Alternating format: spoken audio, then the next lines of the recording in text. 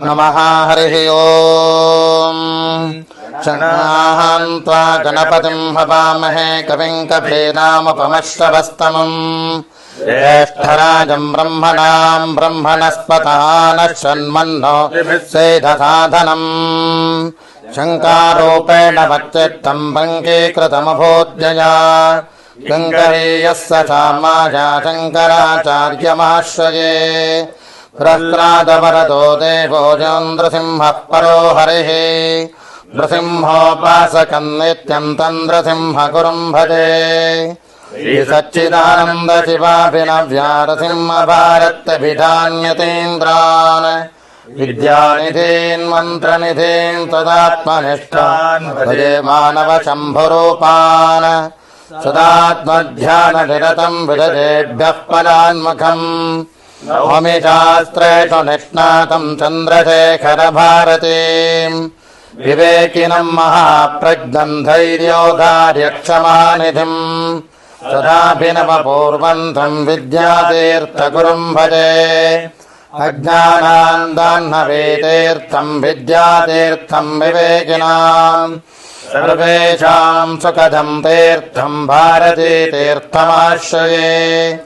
विद्या विनय संपन्नं वीतरागं विवेकिनं वन्दे वेदान्त तत्त्वज्ञं विदुशेखर भारतीम्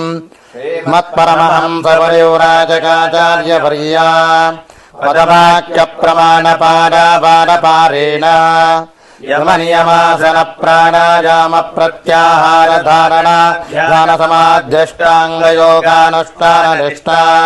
चक्रवर्ती अनादिविच्छिन्न श्री शंकराचार्य गुरु परंपरा प्राप्ता दर्शन स्थापनाचार्य व्याख्यान सिंहासनाधीश्वर सकल निगमागम सारहृदया सांख्यत्रय प्रतिपादका वैदिक मार्ग प्रवर्तका सर्वतंत्र स्वतंत्र आदिराजधानी विद्यानगर महाराजधानी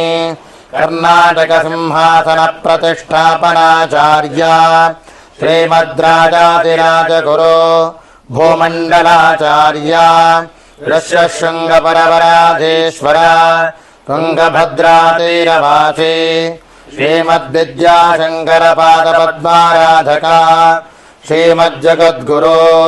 श्रीमदभिनव विद्यातीर्थ महास्वामी गुरुकर कमल संजाता श्रीमज्जगद्गुरु श्री भारती तीर्थ महास्वामिनां तत्कर कमल संजाता श्रीमज्जगद्गुरु श्री विदुशेखर भारती महास्वामिनां च चरणारविन्दयोः साष्टांग प्रणामान् समर्पयामः।